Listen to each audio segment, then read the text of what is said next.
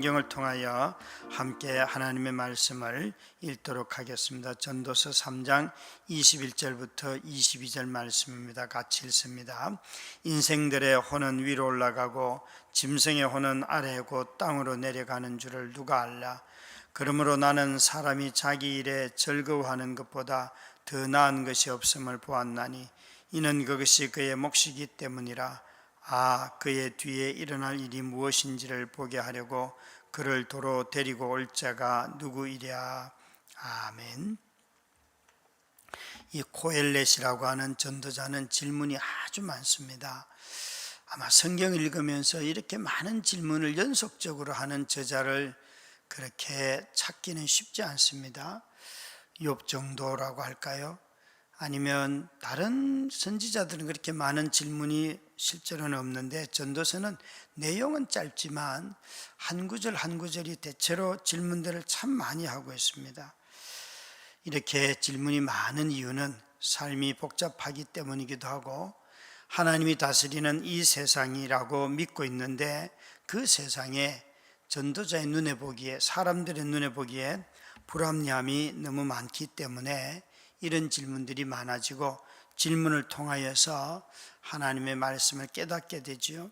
그래서 우리가 고통을 겪을 때는 이 고통 자체가 우리에게 질문을 가지고 옵니다. 이 질문을 정직하게 대답할 때에 하나님의 말씀을 다시 깨닫게 되지요. 오늘 이 본문은 21절, 22절을 읽었지만 시작되는 구절은 16절입니다. 16절은 이렇게 말씀하시고 있습니다. 또 내가 해 아래에서 보건대 재판하는 곳 거기에도 악이 있고 정의를 행하는 곳 거기에도 악이 있도다. 재판정에 악이 있고 정의를 행해야 될 어떤 장소에서 또 여전히 불의가 있다, 악이 있다, 이렇게 시작을 합니다. 우리 모두가 다 법정에 악이 존재한다는 이 말을 들을 때에 그것은 판사의 불법만도 아니고 또 검찰의 불법, 경찰의 불법, 이걸 다 생각을 하셔야 됩니다.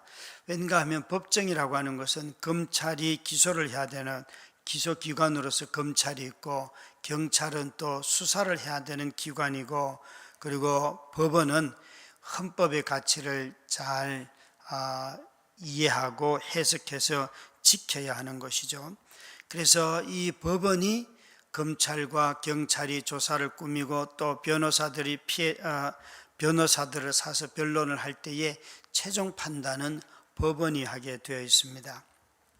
그런 점에서 검찰도 타락할 수 있고 또 경찰도 불법을 자행할 수 있지만 그런 어떤 재판이든지 간에 이 법원에서 법을 아주 엄격하게 또 정확하게 잘 적용을 한다면 우리 국가는 어느 정도 공정함을 유지할 수가 있습니다. 그런데 법원마저 만약에 이런 불법에 그냥 넘어간다면 그 사회는 더 이상 공정함을, 공의를 지키기가 어렵습니다.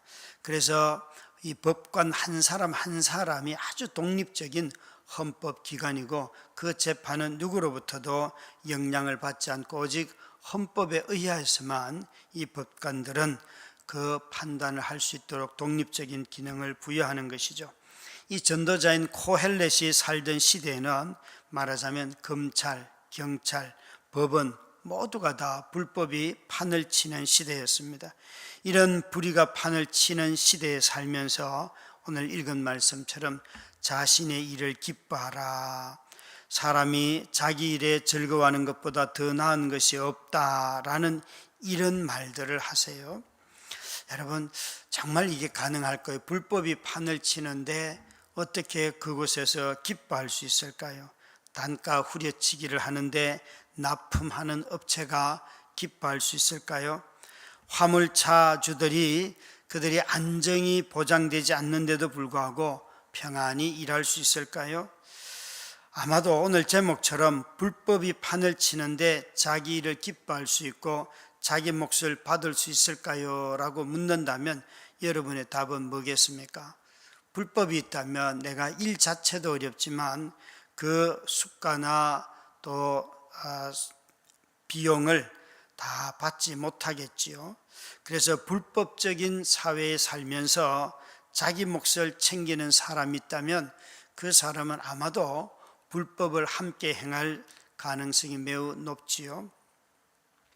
근데 여기에 보시면 어떻게 성경은 우리에게 22절에 이렇게 말씀하고 계세요. 그러므로 나는 사람이 자기 일에 즐거워하는 것보다 더 나은 것이 없음을 보았나니 이는 그것이 그의 몫이기 때문이라.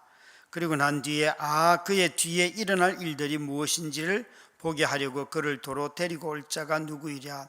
이 그의 뒤에 일어날 일들인데, 죽음 뒤에 일어날 일들이 무엇인지 보게 하려고 그 사람을 데리고 올 자가 누구랴, 이렇게 질문을 하고 끝을 냅니다. 그런데 앞에 그러므로 나는 사람이 자기 일을 즐거워하는 것보다 더 나은 것이 없는 것을 보았다.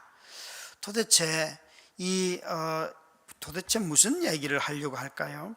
불의가 판치는 세상에서 자기 몫의 일을 기뻐할 사람이 분명히 있는가라는 질문에 우리는 경험적으로 없습니다. 그런데 성경은 그러므로 나는 사람이 자기 일에 즐거워하는 것보다 더 나은 것이 없음을 보았나니, 이 구절을 주의해서 읽어야 해요. 여기서 주의할 것은 그 몫이 이는 그것이 그의 몫이기 때문이라. 이 사람의 몫이 뭐라는 거예요? 그 사람의 노동을 통하여 얻는 수고의 어떤 열매, 아니면 사례, 또 아니면 또 다른 보상, 그것을 말하는 것이 아니라, 여기 가만히 보시면 나는 사람이 자기 일을 즐거워하는 것, 일 자체를 기뻐하라는 거예요. 이게 더 어렵죠, 여러분. 지금 옆에서 불법이 행하여지고 사례도 제대로 못 봤는데 일하는데 얼마나 짜증이 나겠습니까, 여러분? 어떻게 기뻐할 수 있습니까? 그런데 오늘 이 고헬렛은 우리에게 이렇게 말합니다. 일하는 것 자체가 너희의 몫이고 자기 일을 즐거워하라, 이렇게 말하고 있어요. 세상에 누가 일을 즐거워하는 사람이 있을까요, 없을까요? 여러분은 노동을 많이 하고 꾸준하게 일이 있는 것을 기뻐하십니까? 아니면은 이런 일을 하나 자신의 회의할 때가 있습니까? 저는 제가 보기에 그 일을 통하여 어떤 사례를 얼마나 받든지 안 받든지 상관없이 일 자체를 즐거워하는 사람 만나기가 너무 어렵습니다. 이상하게도 노동은 안 해도 되고 마치 형편만 된다면 안 하고 사는 게 제일 좋다고 생각을 해요. 아무리 안정적인 사회의 사람들이라 할지라도 일 자체를 기뻐하는 사람을 저는 만난 적이 별로 없습니다. 오히려 일 자체를 기뻐하기보다는 일이 끝나고 난 뒤에 휴식의 시간이 많은 거, 저녁 5시만 되면 집에 와서 자기가 원하는 영화를 보면서 조용히 그렇게 하루를 마감하는 이런 것들을 좋아하지, 일하는 것 자체를 기뻐하는 사람들이 드물더란 말이죠. 지금 코헬렛은 우리에게 이렇게 말하고 있습니다. 일 그 자체가 너의 몫이고 그것을 즐거워해라. 불법을 이기는 것은 정의를 행함으로 개선해서 이기는 것이 아니라, 네가 그런 불법적인 상황에서도 너의 하는 일 자체를 사랑하는 것, 즐거워하는 것, 그것이 바로 불법과 싸우는 것이고, 그런 자신의 일을 즐거워하는 사람을 누구도 이기지 못한다. 여러분, 불법을 개선하는 것 중요하죠. 그런 요소를 바꿔야 되죠. 그런데 더 중요한 것은 일 자체를 기뻐하는 인간이 되는 것이에요. 우리 시대에 노동을 기뻐하지 못하는 큰 이유는 우리가 살아가는 이 시대를 금융자본주의라고 하기 때문에 그렇습니다. 이 금융자본주의는 그냥 심플하게 제가 이해한 대로 한다면, 이런 노동 생산과 관계없이 이자나 또 어떤 대출 같은 펀드 같은 이런 것들을 활용하여서 이익을 산출하는 그런 경제 구조예요. 그래서 자주 하는 말이 돈이 돈을 번다예요. 옛날에는 일을 해서 돈을 번다 이거였는데, 이제는 일을 하는 사람보다도 그 사람이 만들어 놓은 물건을 가지고 또 여러 가지 그 단계를 거쳐가면서 이상한 사람들이 돈을 더 많이 벌게 되어 있어요. 노동을 통해서 이익을 남기던 시대는 이미 지나갔어요. 그래서 사람들은 끊임없이 빈곤에 시달리고 있습니다. 나도 한탕 해가지고 투자를 잘하면 돈이 남을 텐데 그게 안 되는 것이 참 고통스러운 것이에요. 이런 구조 속에서 살아가는 우리들에게 일 자체를 기뻐하십시오, 전부 다 저주의 말로 들을 것입니다. 주식을 잘하는 것이 제일 큰 기쁨이고요, 펀드를 하고 비트코인을 통해서라도 투자해가지고 한꺼번에 돈을 버는 것이 혈안이 되어 있는 이런 시대에 누가 일 자체를 기뻐합니까?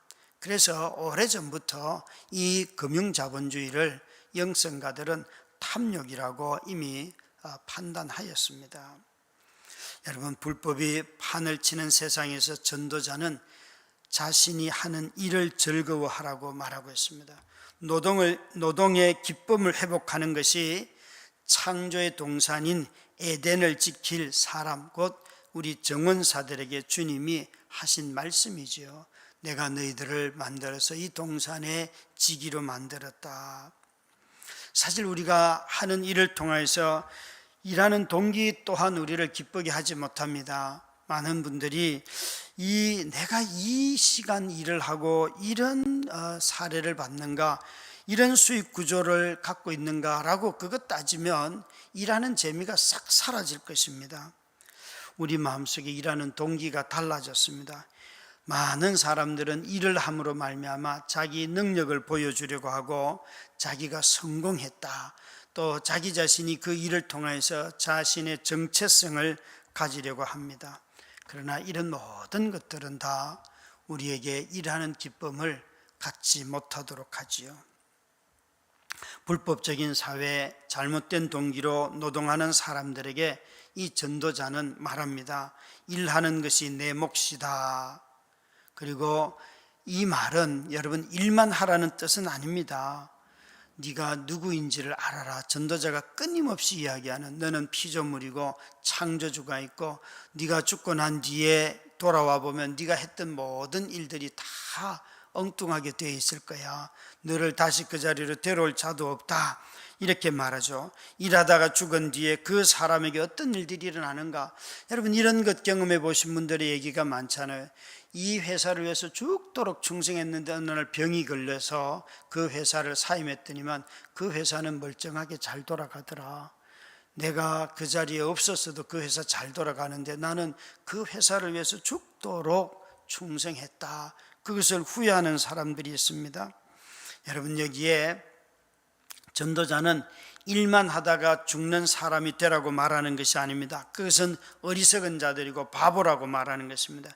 일 자체를 갈등하며 회의만 하는 불평꾼들이 죽으면 사람들이 일 자체를 사랑하라 이렇게 말을 할 때 이 전도자가 하는 말의 뜻은 우리는 일을 하면서도 불평하고 일을 하면서도 회의하고 일을 하면서도 자꾸만 그 자신의 기쁨으로 삼지 못하고 살아가는 사람들을 말하고 있어요.